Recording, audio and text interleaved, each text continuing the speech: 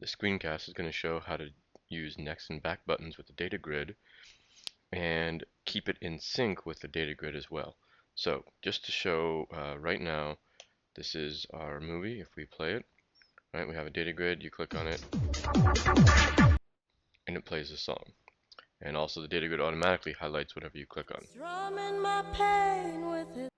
So what we want now is to be able to click these next and back buttons, which are something you would have to add in, and have it go to the next and previous song. So the first thing to do, if you haven't done it already, is to make sure that you have next and back buttons added in. In this case, excuse me, our next and back buttons have names of next BTN and back BTN, right? And just to remember, our data grid is my data underscore grid for the data grid part of that. Okay, so the first thing we're going to do there and then is going to add some event listeners in our constructor function here with our other event listeners for the next and back buttons. Spelling error. So just a normal mouse event, right? Click and do on click next with a lowercase l. And one for back.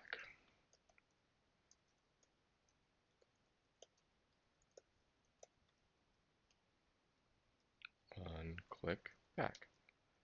Okay, so now we have those event listeners in. We need to add some event handlers. Just going to save a little time and take another event handler that has a mouse event here and paste that in. Instead of on click grid, it's just going to be on click next, and copy that. On click back. If you want to just double check these, do a little trace in them like that. Copy and paste that. There we go. So now we have our two listeners and two handlers. Let's run it and make sure those are working. So there's our output and next, back. Great. So now that we have those buttons ready to go, let's add in some code for them. So here's the basic idea. We already have a current song variable, so make sure that you would have that. Some variable is keeping track of which song we're doing. And that song should already be used to play your file when you click on the data grid. Right, so if we look here, when we click the data grid, we set the current song equal to where they click. Load and play. Loading and playing also uses current song to figure out which song in the XML to play. So on our click next, basically we just say, okay, we want to go to the next song. Alright, and then we want to play it, and we're going to use the same load and play method here that we used in clicking the grid. So see, it comes in handy to have that. And when they click back, it's sort of basically the same idea. It's we want to go previous one, so minus minus, that's going to subtract 1 from the current song and load and play again. Alright, so let's see if those work. So I can click it.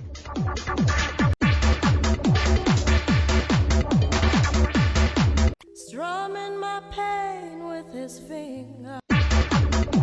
Strumming my pain. Alright, so there we go. And it's been tracing out the songs. That's something else to do, so we know that that's working.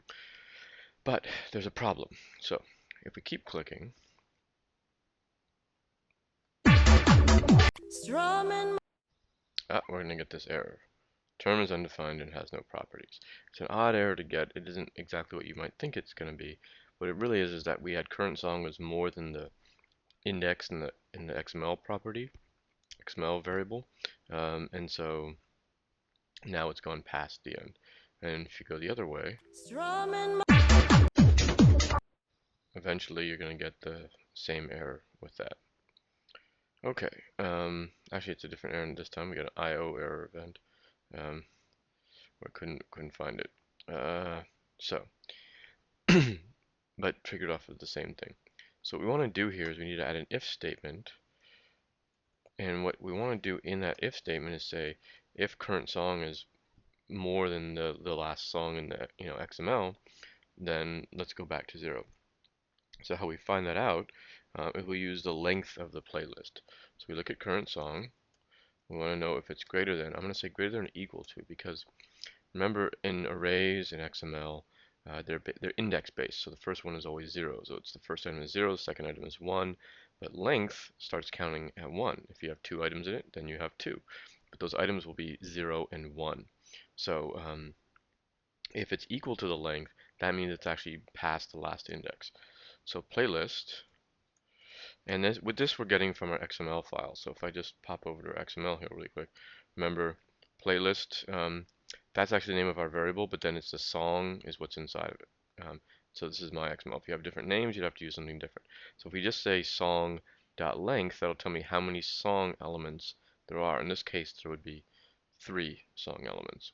But this will just tell me how many regardless. So playlist.song length, and you have to put in the 2 little parentheses here, because length is even though it's a property of arrays, it's a method in XML. So if that's true, we want to just go back to the beginning, which is always 0. So current song equals 0. So let's see now if that next button works better. So we're gonna start and play. Strumming my pain. Okay, so great. That's what we want.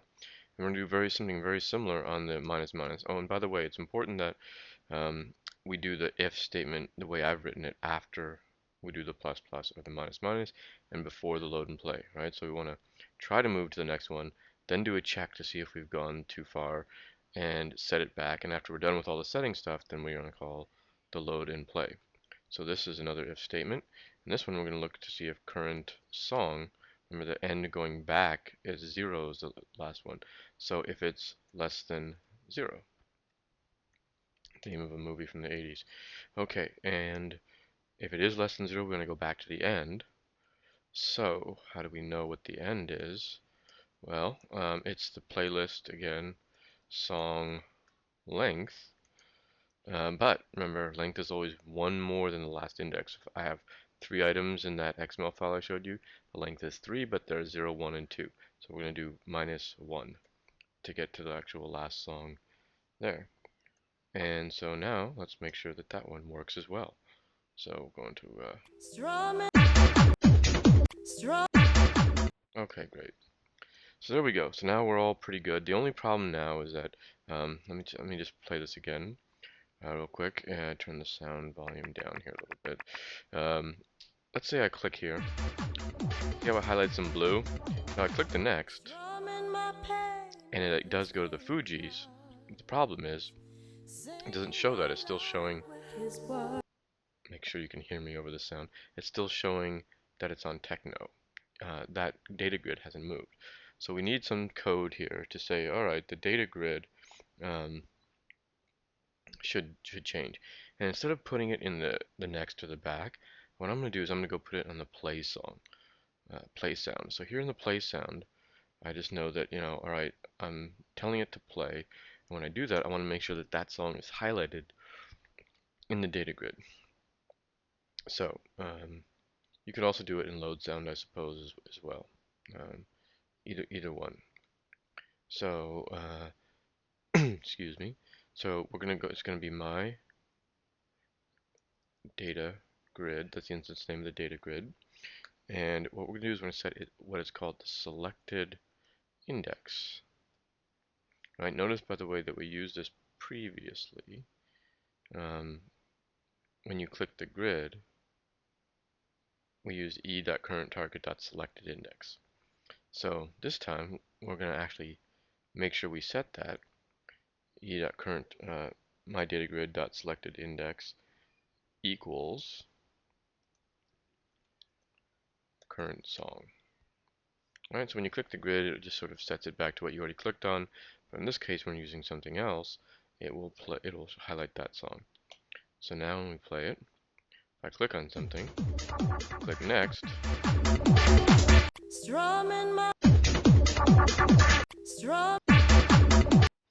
And so there we go. That is using next and back buttons with the DataGrid.